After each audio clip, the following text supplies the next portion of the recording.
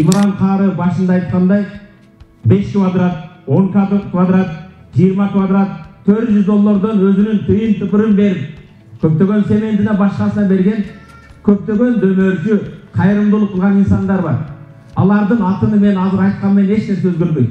Бирок силердин атыңарды жараткан Аллах Таала жаннатта жазган болсун. Баарыңарга ушул медресе кут болсун.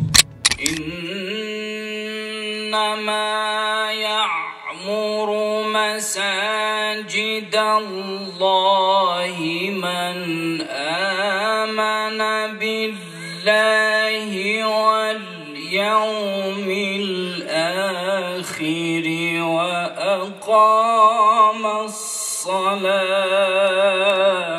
Kur'an jattoo borboru, Kur'an karlarımızı çıkarıp elibizin, jeribizin kelечеги imandılığı için özünün salımını koşu verişine biz senden soranıp ketebiz.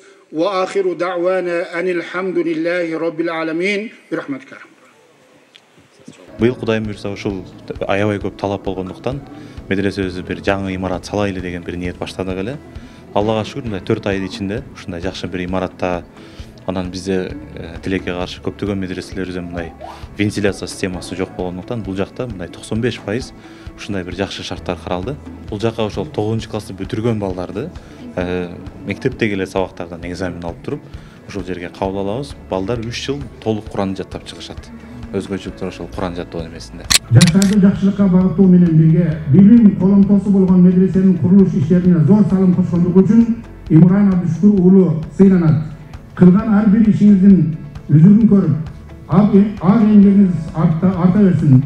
Сизге бекем денсолук, бакыт таалай жана жараткандын колдоосун тилейм. Дайыма эл кызматында үзүрлүү эмгектенип, мамлекетибиздин өнүгүүсүнө салым кошо бериңиз. Амин. Амин.